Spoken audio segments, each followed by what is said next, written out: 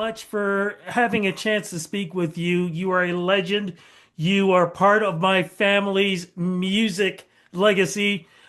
We listened to you from LTD to your solo projects. In fact, and I want to say this quickly, several years ago, you were in Toronto performing here. I do believe it was at Massey Hall, if I remember correctly. Well, that was You a and long I, time ago. long time ago, you and Yeah. I did a phone interview when I was doing radio. I Okay. was invited to your concert. I was there. You were performing, and you did something, and you didn't realize it was with me, where you went around the audience and asked them to do, "Can you woo woo woo?" You came over, you went to a couple of people, and they were like, and then you said, "Anybody else wants to do it?" I threw my hand up, came over, put the mic on me. I did it. I got a standing ovation, and you Ah, whispered in my ear, "You did a good job." I wow. will never forget that. Thank you so much for that experience. Wow, that's crazy. That's amazing. No, I you're would have amazing never too. remembered that. And the reason why it meant so much for me, because like I said, you were such a big music inspiration in my life and my family's life too. I love asking this question. How does it feel being an icon? Well, you know what? I never really think about that, That's that's a label that other people put on me. To me, I'm just who I am. I don't trip on those kind of labels. So I guess it's nice. It's nice to still be around and still be performing and enjoying what I do. And definitely performing. I'm going to jump right into it. Fallsview Casino, you're going to be heading over to the Niagara Falls area. It's not just you, somebody else is coming with you too, correct? Yeah, it's Will Downing. That's going to be amazing. What's the show Yeah. going to be like? Well, the show for me is a little bit of everything. I try to encompass my whole career. So I do a lot of LTD and I do all my solo stuff. So I mix it all up pretty good. I always try to engage the audience. I always try to bring them into the show. So there are moments when I'll go out in the audience. There's moments when I might even bring somebody up on stage to be a part of a song. So it just depends on how I'm feeling that night, but I always try to get the audience engaged. I think that's the most important thing and cover as much as I can. I never can do everything. I've been around so long, and I got so many songs that were out and popular that someone's always upset that I didn't do this song. We didn't do this. I'm like, well, can't do it so much in an hour and a half, 2 hour show. What's the one song though that you have to do? If not, they'll burn the place down. Well, believe it or not, the one song that I think I've done my whole career is Love Ballad. LTD song. I don't think I could ever leave the stage without doing that song in particular. And that happens to actually be probably my favorite song to perform. I never get tired of doing that song. There's some songs that I wish I never recorded that I have to sing. Very few. I stopped doing them, but there are songs that I really enjoy singing, and Love Ballad is probably my favorite. How many times have you had people say either A, because of your song, your music, it brought my true love to me, or we made kids to Right. your music, or I had a hard time, but when I was listening to your music, it brightened my day. How many times do you hear things like that? I hear it almost after every show, because usually we do a meet and greet and people come back and they always just tell me their story and what my music meant to them. And some of it is incredible. I've had people that have told me I've gotten them through cancer treatments, that my music was all they listened to. And so a lot of it is really inspiring and motivating. And I've had so many people that have gotten married to not just like love ballad, but I've got a bunch of ballads like "We're Going All the Way" and "On the Wings of Love" and those kind of songs that people get married to all the time. And so people come up to me and tell me, that, and then people tell me I'm responsible for their kids, You know the which thing. is which is way too much information for me. One of the things that I love about your music, you grew up in, I think, in eras where it was probably the most important in music history and how music was changing and developing from 60s, 70s, and 80s.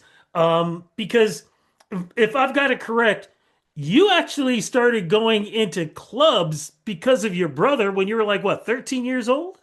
Yeah, 13 years old, I started Wow. performing in nightclubs. I'm from Providence, Rhode Island, and I would go up to New London, Connecticut. Actually, when I was 13, my mother would chaperone me, and I started singing in nightclubs at 13 years old. I was making $10 a night. I thought I was doing like big things back then. But big things, though, had to do with the OJs. How did they help change your career? Well, the OJs came through Providence, Rhode Island. They were playing in this club, and I had a local band, so I used to perform in the club on weekends a lot. And they brought the OJs in. I went to see them perform, and it was interesting. Their drummer was kind of nodding out after every song, so I kind of was trying to figure that out. I was like 15 years old. I'm like, what is going on here? Now I later found out that, back then. The drug was heroin. A lot of the old jazz musicians and musicians were into heroin, and he was basically nodding out after every song. So I knew the club owner. He let me go in and meet the OJs, and I said, "Well, look, I see you got a problem with the drummer." And they said, "Yeah, yeah." I said, "Well, I play drums. You need a drummer?" And they said, "Well, you too young." I said, "Well, I know people. I can bring some drummers up if you let me audition." They said, "Okay." So I brought a few of the local guys up and I auditioned, and I ended up getting a job. So that was my first job with a professional group, and I think that's what gave me the motivation and the inspiration to know that I could do this. If I was able to play with the OJs, I'm thinking, oh, okay, I'm headed in the right direction. But how did you become the voice of LTD? And also, can you tell me, because we always learned when we were younger, LTD stood for Love, Truth, and Devotion. Is that true? It's love, togetherness, and devotion. And, Togetherness. and LTD was actually the backup band for Sam and Dave. And so they performed with Sam and Dave for years, and they were called Love Man Limited. And they left Sam and Dave in 1969, started traveling. They were based in Greensboro, North Carolina. They started traveling up the East Coast, and they ended up in a nightclub in Providence, Rhode Island. And people were telling me there's 10 black musicians playing in the nightclub. And I'm like, I had never seen 10 black musicians in Providence, Rhode Island. Because most of the people I played with were people that were going to Berklee School of Music in Boston. There weren't a lot of black musicians in Rhode Island I was coming up to play with. So when I heard that, I said, well, I got to go see this. And I went down. And the night I went to see them, their drummer got taken to jail for smoking marijuana outside the nightclub. Now, that was a major offense in 1969. Now it's common. Everybody can smoke anywhere you want. You can get it on any corner. But then it was a major offense, and they took him to jail and locked him up. And club owner asked me if I could sit in and play with them. And I'm like, well, what do they play? He said, well, mostly, popular music, top 40 music. I said, well, I know all that because I work part-time in a record store. I'm like, yeah, I'll sit in. So I sat in, played a few songs. I sang a song with them. And next day they asked me to come to the hotel they were staying in and they asked me to join the group. And that's how I got started with LTD.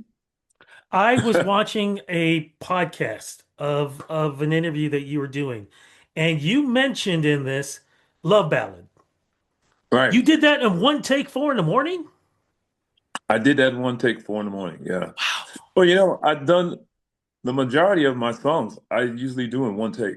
Um, I think that the first impression is the right impression on a song. I mean, you can start singing it over and over, and then you're like becoming, you're trying to become somebody that you're not. You're trying to make it something as opposed to your true feeling. So one take is generally my first take, and if there's a one little mistake or something, I'll just pop it in. But for the most part, most of my, that's when I'm younger. Now I'm 77 years old, so it's a little different now. When I was in my prime, one take was it. I felt great.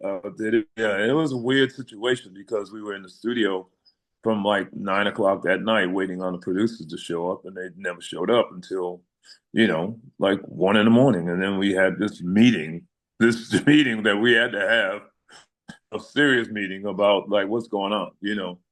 And finally, when we got out of that, they were like, "Well, you're here. Why don't you sing?" And I'm like, "It's like 4 in the morning now. I don't know if I want to sing."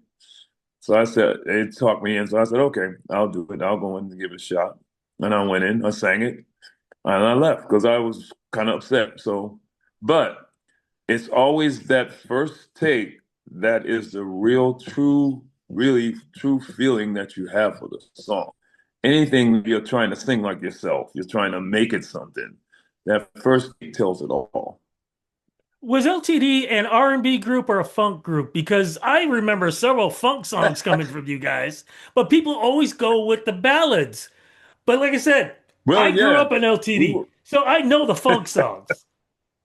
Yeah, I mean, we were. I mean, well, that's what R&B is. R&B is a little mixture of funk and ballads, and so yeah, they were an R&B group without a doubt. And there was 10 members in the group, so there was so many sides to LTD, which was beautiful. I learned so much working with them because there was first joined there was 5 horn players in the group, and then one of the horn players dropped out because of hard times. We had a baritone sax player, and he ended up leaving. But yeah, so we everybody tried to write in the group, and so we had different sides. There was people that were really writing funk, hardcore funk, and people that were writing beautiful ballads. So it was a mixture. But I think the thing I'm more happy with or proud of with LTD is that I had great ballad hits and I had great up-tempo hits with LTD. I mean, Back in Love is still like a standard. I mean, I still close my show with Back in Love, which is crazy. Okay, so can you explain one thing? Why was it back then? Because you brought it up. You guys had 10 folks. Cameo had 10 people. Commodores, who you guys toured with, had 10 people. Right. Um, who else am I thinking of? There were so Everybody back many then groups had, back then that had like KC and the Sunshine that had 10 right. people. Everybody had 10 people, and they had the horny horns like James Brown. What was that? Oh, and of course, Parliament That was Funkadelic, who had like 40 people. you ain't lying. They had a whole bunch of people. Well, I think it was mainly because we wanted to be the show to be representative of the record. There weren't synthesizers back then. So, where were you going to get the horn sounds from? You weren't going to get, so you basically had to carry players to represent what you recorded on the album. So everybody had horns, uh, that's the beauty of that era of music. It was organic. It was real. It was, horns playing the parts and no synthesizers, so we couldn't relate the string parts. So we had 4 or 5 horn players. A couple of them might play a string line, and a couple of them played the horn parts, and then they'd merge. So it was just trying to sound like our records, and that's what everybody did back then. It was really a beautiful thing. And I don't have horns with me. I wish I carried horns now, but this market doesn't afford you to do it with all the airlines and the hotels so but that was it. That was the beauty back then. And with LTD, because they were with Sam and Dave before then, they not only played, but they did steps, they danced, they did all kind of dance routines while they were playing, and it was fun. It were fun shows back then. You eventually became a solo artist. Why the change, and how did Mr. Duke, I will call him that, help change your life? Well, I mean, it was time for change. Things weren't happening like I wanted them to happen. I was basically, LTD was formed, and when I got into it, I was really young. I was like 19, 20 years old when I met them, and I didn't know anything about music business. So everybody was trying to get started in LTD. And the leader of the group wanted us to share everything. So even though I wrote a song, it was like, well, we need to put somebody else's name on it so they can get an ASCAP or BMI. And I'm like, okay, what the hell? So I didn't know. So as I got into it a little, I'm like, well, wait a minute, this ain't right. Why am I giving my writers up to somebody who ain't contributing to what I'm doing? And so it was the business end of it that got crazy. And then I started writing songs, and other people wanted me to write songs, and a songwriters agreement with them. They didn't want me to write for anybody. And Records offered me a solo album. They squashed that. I couldn't do a solo album. So if I wanted to evolve, I had to leave the group.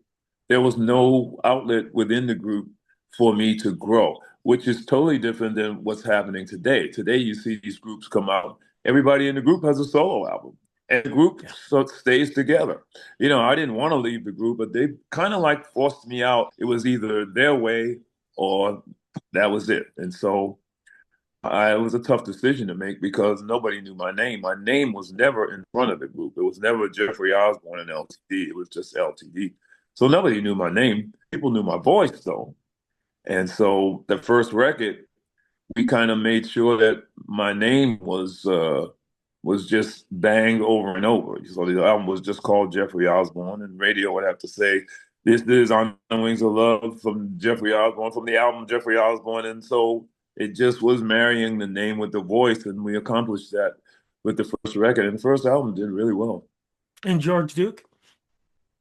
And George Duke was the funny thing about George Duke. George Duke, I'd done shows, LTD and George Duke did shows together. So we met each other, doing shows. And we had probably with LTD, we had 3 acts before anybody even knew who I was. So uh, the record company they are the ones who suggested George. I and I don't know, he didn't do anybody else on A&M. There was no one else on that label that he was working with. But they threw 3 names at me when I first started, and one was George Duke. And I was like, well, I know George. Let me have a meeting with George. And I met with George. I love George. I mean, he was probably the nicest spirit I've ever met. Just always warm, always beautiful, always encouraging. The best thing I could have ever done was to go with George Duke. And he allowed me not only, you know, to pick the songs, but to actually be involved in part of the production part of it. What do you hear here? What do you hear there? But I leaned on him heavily. He was a master. I mean, the guy had like perfect pitch, which was scary. Guy could tell the fifth chair in a string section, that is, G note, was out of tune. I'm like, what are you hearing, dude? So, so he was amazing, man. Probably, the best thing that ever happened to me was to meet and work with George Duke, because I'd never had another relationship like that as a producer. Although I did have a great relationship with Barry Eastman.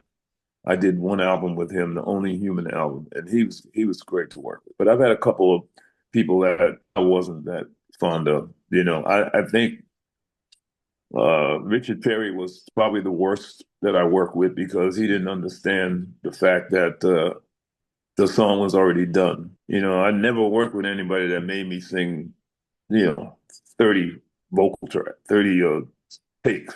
Do another one, do another. I'm like, why? Why am I doing another one? You already got it. So, to me, he didn't know when he had it. So, and I don't mean to call him out, but hey. So in the middle of the project, I kind of took it over myself.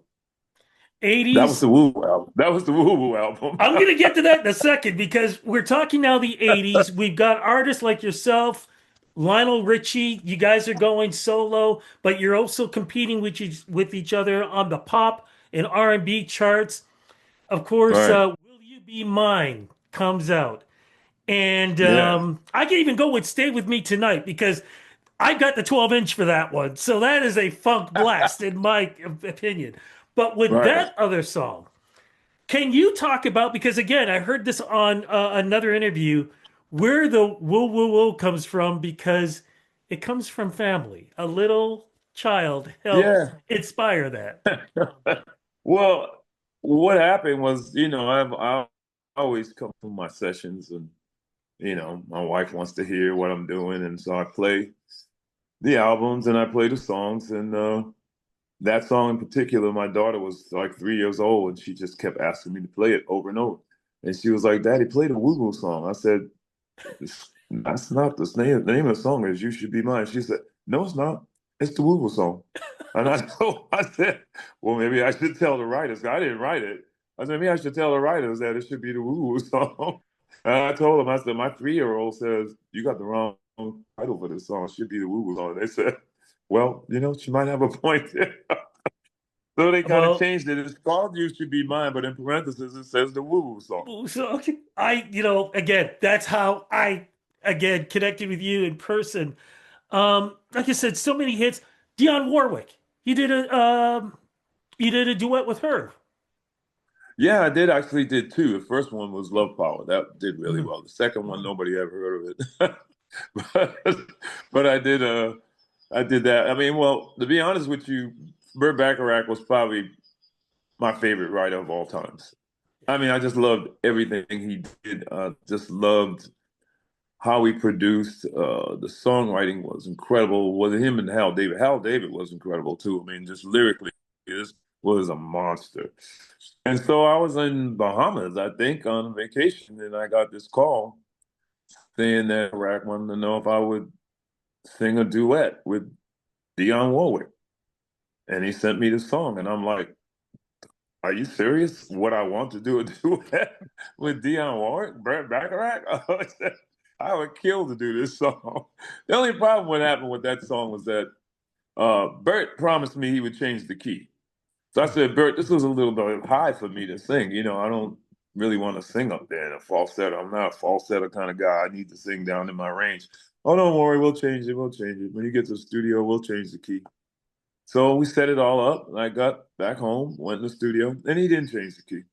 So I'm singing higher than her on the record, which is kind of weird, which is why I never do it live. I'm like, I'm not doing this song live. I'm like singing way up in the falsetto. So but it was great working with him.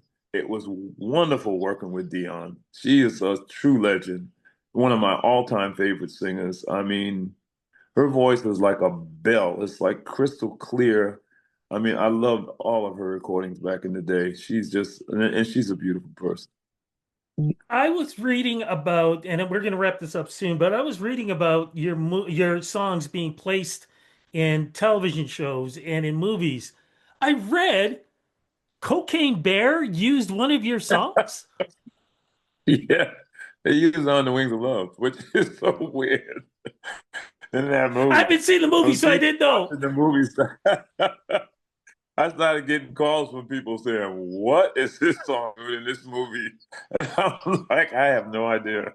But yeah, no, they used it. I think the funniest thing was Will Ferrell singing it in one of his movies. It was a television series on the Netflix or something, and he ended up driving in his car with his family singing On the Wings of Love. And to hear him sing On the Wings of Love was probably the most hilarious thing I've ever heard.